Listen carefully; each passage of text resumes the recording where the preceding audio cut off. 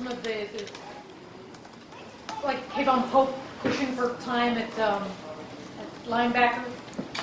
What do you see out of him? What do you see about the younger or less experienced guys that they may be pushing the older guys?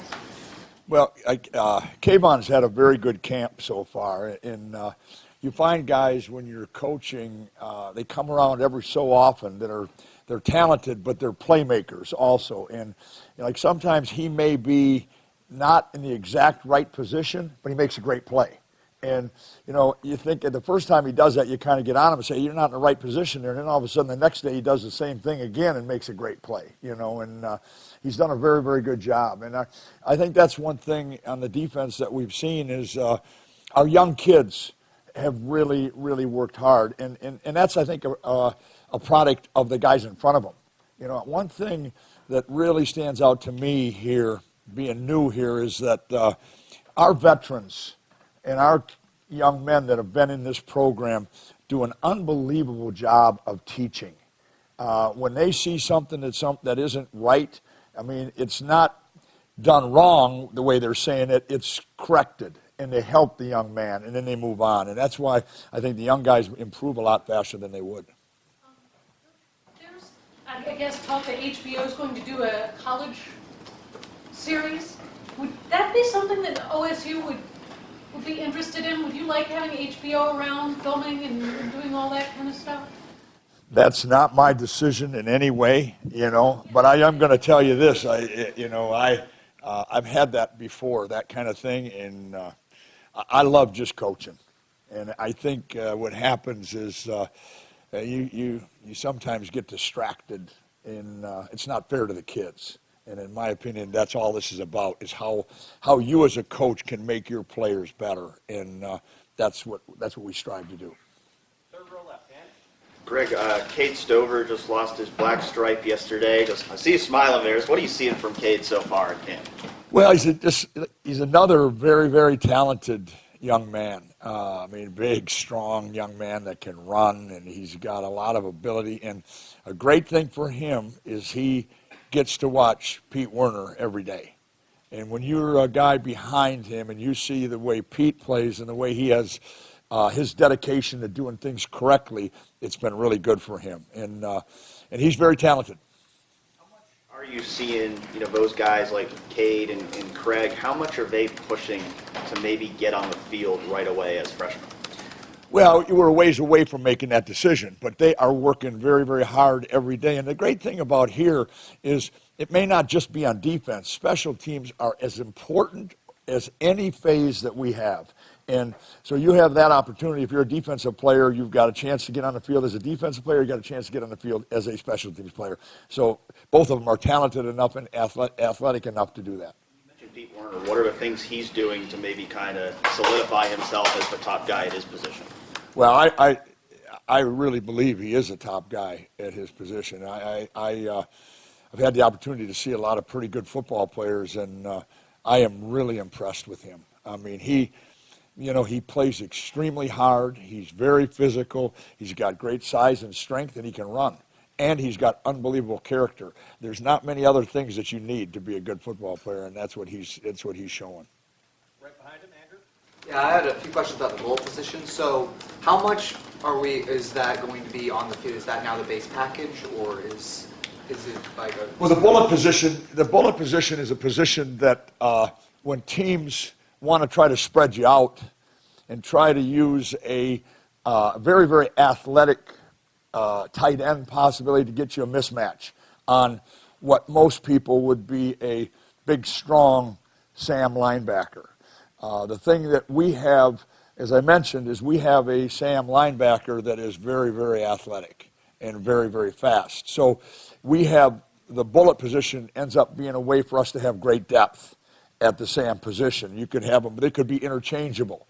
But the bullet position has been very good for us. It gives us a lot more flexibility to be able to play a lot of different positions. And the young men that have done a good job of that is Brendan White has done a really good job of that, and Javon Wint. Both of them have had very good camps so far. Right. So that kind of leads into my next question. It seems to be mostly safeties that are moving into this new hybrid position. Do you also see, though, in the future maybe as a way to get other linebackers, because there's a lot of depth at that position on the Well, you'd like to have that be the guy that is fast enough to play in the secondary and physical enough to be able to play close to the line of scrimmage and be a really, really fluid, fast player, because he will possibly be doing a lot of blitzing. So that's the stereotype. Front row right, Austin. Greg, there have been some people that watched Tough Borland struggle last year, and I know he was not full. He was injured a little bit. And they wonder, well, can he hold on to his job coming into it? What do you like about Tough Borland's game? What makes him an option to maybe stay there in the middle for you guys? Well, I like everything about Tough Borland's game. Tough Borland's another one. Comes out to practice every day. Extremely intelligent.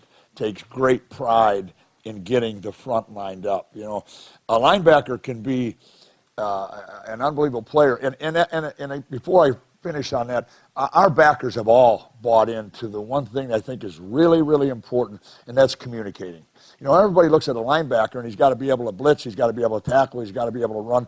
Number one thing he's got to be able to do is get maybe the best defensive line in the Big Ten lined up and ready to go, because they have a tough time when it's a tempo running to the football and then having to see what the signal is. So people have to take pride in doing it. Tough and the other linebackers have done a great job of that. And I like his physicality. I like his intelligence. I like everything about his game. Is that true? Like Malik and Pete and Tough, they went through, they got a lot of criticism a year ago. But obviously you guys are seeing something in them that they deserve to be out there and should still be out there this year. Yeah, they've earned it. And I without mentioning names, another guy that's really, really had a good camp so far is Baron Browning. I could go on and on. Taraji's had a good camp. I mean, I hate to mention people. Dallas. I mean, that group of backers, they have all done a very, very good job. And I don't mean to miss anybody if I am. Al's done a super job with them. They understand the importance in this defense, with the aggressiveness, with the taking charge, with the tempo that we're seeing at times. And we're going to see a lot during this year. So they've done a very good job of that. What have you seen out of Dallas Gant this fall, and just where do you think he fits among the linebacking group? I've seen him maybe make the most improvement of any of that group from the spring, and I knew Dallas as a high school senior, and I tell you, he's a very talented young man. But all of a sudden, it looks to me like he is really, really. Really stepping forward. It's like he feels comfortable now. It's like he's no longer like with big eyes. What we're supposed to do. And he's very, very strong. He's got great length. He can run. So he's doing a lot of the things we need at that position. Front row right, Bill. Yeah, just to clarify, are Malik, Tough, and Pete your starters as of now? Don't know that yet. I don't know that yet. And I don't mean to be vague on this. We won't talk about the starters until we get close to that game. In our opinion, anybody that is doing well could be a starter. With the tempo we're going to see, with the way teams are going to try to attack us, we better have a first starter, a second starter, and a third starter. And that's how I look at it. So when it comes time to say who is the starter, then the position coach and Jeff and I will all sit down and we'll say, okay, yeah, that's what we're going to go with, but not right. I don't know what it is right now. You talked in the spring about how you really take your role as coordinator seriously, take that literally. Could you kind of elaborate on what's involved with that? I mean, you're one of 3 new coaches on that side of the ball. Larry's the only holdover. And what it's taken to get you guys to mesh defensively as coaches? Well, the name coordinator to me has always meant your job is to coordinate coaches. We happen to have an all-star coaching staff that we talk a lot about. Each coach has his own position and is responsible for his position. I mean, when you go through the staff that we have on defense, these guys have all coached a long time and are very, very successful. So it's Jeff and my job to coordinate that and make sure we're all working together in one direction. And that would always come under our head coach and go from there. So the big thing is making sure we know what type of defense we want to run, know how much we should run, not too much, not too little, know which way we want to go with it, what kind it's going to be, and then coordinate everybody together teaching it. That's what a coordinator does. Then on game day, then it comes down to taking that game plan that you all have worked together to put together and making the calls as the game goes on. So many of you are thrown together new. How do you think you're doing with that? That question, that's a great question. With this being a new staff, I mean, Larry being the only guy, that it's all like we knew each other. I mean, obviously Al and I were together, but Jeff has done a tremendous job. Larry's just such a great coach and a great person, and you can go right down through him. Matt Barnes, the whole group. It's been a tremendous going together to get this done. Third row right, Tony. Craig, your base defense, it seems like is it a Sam or a Bullet, or is that solely dependent on the opponent? It could be either. That's the beautiful thing that we have. As we mentioned before, if you played, if you came out and you said, okay, we're going to play our base defense, you would say it probably is a Sam, okay? But with the type of offenses that people give you now, you feel very, very comfortable having that big, fast athlete also. And like I mentioned before, we have a real advantage in that Pete is that kind of guy also as a Sam. So that's really where you're at. And then Craig Young, saw him today. He looks like he's grown quite a bit, gotten stronger. What can he become, even beyond this year, with his potential, with his athletic ability? Yeah, he's a very, very, very good athlete. Very good athlete. And he's one of those guys, when you see him, you kind of go, okay, fine. And then all of a sudden you see him run, and you go, wow.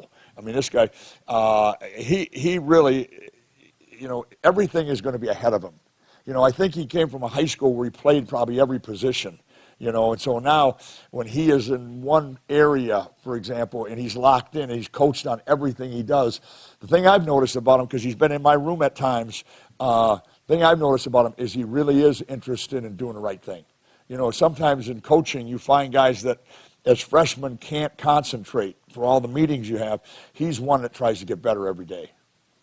Front row left, Doug. Greg, in talking about Baron Browning, how much is he working in the middle? How much is he working at outside linebacker? Where will he fit in, do you think? He's in the middle. He's in the middle. But the one thing in our defense and with our backers, by what people give you, they could all be the same guy by adjusting out and doing that kind of thing. So, if you were going against the I-back running team like it used to be 20 years ago, then he would say he would be definitely an inside guy. That's where he's playing. So could there be any circumstances or any alignments where of Tough, Taraja, and Barron, you could have two of those guys in the field at the same time? Or are they all basically playing Mike and you got to pick which one's on the field? They're all playing Mike and Will. Okay, so there's two inside linebackers. It's a Mike linebacker and a Will linebacker, and they can be very interchangeable. And that's what Al has done a very good job of, that we talked about doing, is that you don't want to pigeonhole a guy when they're talented. You want to be able to say, okay, if the next best guy is this guy, then he's got to be able to play Will and Mike, for example. And that's what he's working with on him right now. When you're in a third down situation, a passing down, where you'll probably only have two linebackers on the field, who are your two best cover linebackers in a nickel look like that? Last year, a lot it was Malik and Barron would be out there. They both have been the two that have worked a lot, but all of them have improved enough to be in there. Again, we've got time yet. Pete Werner has also worked in on that, being that. And so, like I said, you got a bunch of linebackers that they've done a really good job with them, and now it's just a matter, as it keeps working out, who is going to be those best two. And how did you and Ryan come to the decision that you would, in practice, have a group like that with the outside linebackers that you have, as opposed to every practice just you roaming and going from group to group? How did that work out? Well, I think the first day I was here, or first practice in the spring, I almost went crazy. It'd been the first year I'd never coached a position, and I was going, no, I can't do this, And then the backer position has three positions. And as a coordinator, you always want to be in the middle, to be able to see this, be with the secondary in a lot of things and in the front with a lot of things. And so it was a natural position to work with the Sams, and kept me from doing something harmful to myself. Does it keep you? It keeps you connected a Yes, little more. well, it keeps you connected. It keeps you sane. I mean, let's be honest. Let's think about this now. You got coaches that are tremendous coaches, right? Okay. Now I'm going to walk over there and stand there like this, and Larry and I have coached for a long time, and I'm going to stand there and I'm going to go, okay, that's good. Yep. And then I'm going to go over to the next place and do the same thing. I can't do that. I can't do that. And it's worked out great. It's been a really, really good deal that way. Folks, I'm not going to be able to get to everyone. I just have time for a couple more. Right behind Ari. Hey, Greg, when you look at the talent on this team, I think everybody can agree it's one of the most talented teams in the country. Last year was statistically the worst defense in the history of the program. When you come in and look, and then the reason for that obviously isn't lack of talent. So when you look at the film, coming in with fresh eyes, did you feel overwhelmed? Did it seem like small stuff was out of order? Like, what needed to be fixed from your, just kind of to simplify it a little bit, did that seem like an overwhelming task if you have the pieces in place to fix the issue? First thing, I would never judge what they did last year on defense.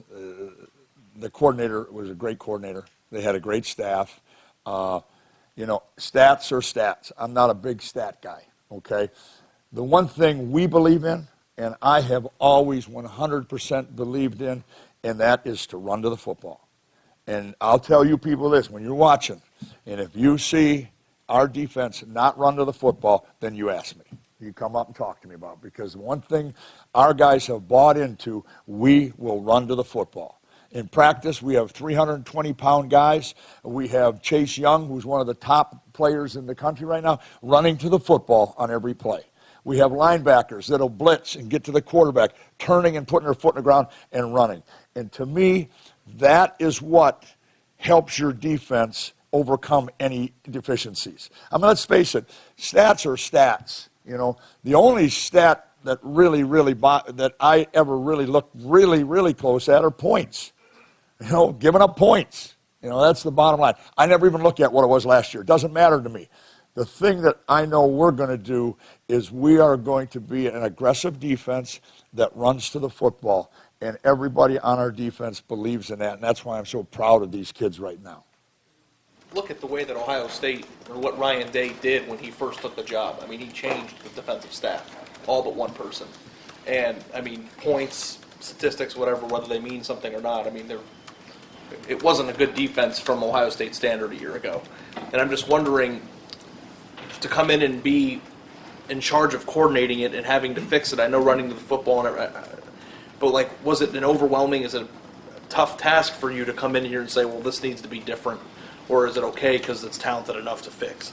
Yeah, I wasn't coming in here. I didn't look at it that way. I looked at Ohio State always as being a great program. And somebody said something to me one time, and I said, "Guys, they are 13-1. 13-1 now. There's a lot of places in the country that would like to raise their hand and say we were 13-1. Okay, so anything our defensive staff can do to make this defense as good as can be, I believe will only help trying to get to be the very best. As far as, again, scheme and all that kind of thing, all I can tell you is that we will work very, very hard and have worked very, very hard. If this is a correction, then it's a correction. I'm not going to go there. I'm going to tell you that our defense, and anywhere I've ever coached defense, it's always keep the ball inside and front, be aggressive, play up to your talent. We are very, very talented. Sometimes when you have a very, very talented team, you as a coach say, go. You don't try to invent things. You don't try to make it too complicated. What you try to do is say, I'm going to let you guys go play. And I happen to think this defense has that. The other thing, don't forget now, a lot of defensive players are back, aren't they? There's a lot of guys back, correct? That must mean they were very young last year. There's always, you don't ever know when is a junior or a sophomore that's just played, is he mature or not? You know what I mean? And that's sometimes what happens. You can be talented, but if you don't have the maturity, if you don't have enough experience, that kind of thing, maybe sometimes things will go right. But I'm not going to worry about that. I am really, really excited right now about what our kids are doing on defense, and it's our job to get them to play up to the standard that you just talked about, and that's to be the best there is, and that's Ohio State football. Coach Day confirmed that they'll set aside time to practice for Michigan, whether it's daily, weekly, or whatever. Did that catch you by surprise? No. Was that done by your previous employer? I don't know. Have you taken note of the changes that are being made there on offense? All I know is we got a game coming up pretty quick, and we're ready to go. Right, real quick now, I got last two guys. Tim? Yeah, Greg, Brendan White, is there a chance that he can be on the field as one of the two safeties in y'all's defense? How is that going to work? Like you say, if you go with the Sam look, where does he fit then into that Sam look kind of? See, the good thing about Brendan White is he's got a lot of experience, one. Number two, he is very, very intelligent, and he's very athletic. So that allows him to be, and remember now, in our scheme, there's a lot of different packages. There's a nickel package, there's a regular package, there's a bullet package, there's a penny package, there's all kinds of things. And Brendan has the athleticism and the experience at two different positions to be able to fit in. So that's what's allowed us to do. He has a possibility to fit in as a safety in one package and to fit in as a bullet in another package. You know what I mean? So there's a lot of different places. Two starting safeties right now. I mean, if you had to go to play a game tomorrow, I mean, what is it? We're thinking Jordan Fuller might be one. I mean, is that wrong or? No, it's not wrong. And again, I don't want to talk about who the starters are yet because we're in camp. And I don't ever like to just say this guy's a starter until camp is over and we get ready for a game. And one other thing, I was going to ask what's a penny defense, but I'll get to that some other time. But Chase Young the other day was talking to a couple of us, and he was surprised by the idea that maybe he might get double, maybe even triple teamed this year a few times and stuff. What have you seen just come along with him? What does he bring to the package? Well, Chase Young is an outstanding person, athlete, and football player. Okay? And as far as triple teaming him, good luck. Good luck, because you got Cooper, you got some other guys right there that means they are singled. And that's the beautiful thing in our package that I'm excited about is you don't just have one. You got guys that and they all have the same pride. If you said to them, if they were sitting here right now and you said to them, hey, they're all worried about tripling Chase, they would all look at you and say, really? Good, then I'm one-on-one. Let's see what happens. And last questions. Joey, front row. You've obviously now had a few months to work with Jeff Hafley since spring. How have you guys kind of worked together, and what stood out the most to you? Tremendous. The question is having the opportunity to work with Jeff Hafley. Sometimes when there's co-coordinators, it can be working together, that kind of thing. It's been tremendous. Jeff and I work really, really well together. And the big thing is there's no egos. Our deal is to try to make this defense the best we can. That's it. That's our whole goal.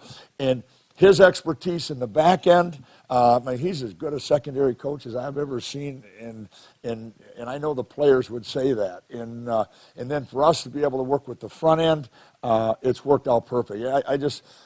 He's a great one now. He's done a really good job, and we get along tremendous. What's his best asset, do you think, in the back end as a secondary coach? What's his best? What best asset? What does he bring that you like? Well, he's so intelligent. And he knows. He's coached the best. For 7 years prior to come here, he coached NFL defensive backs, the best in the game, and was successful at doing that. So now all of a sudden he comes here and has a tremendously successful group of back-end guys that he can now take them to the next step. Coach, thank you very much. Thank you, guys. Thank you.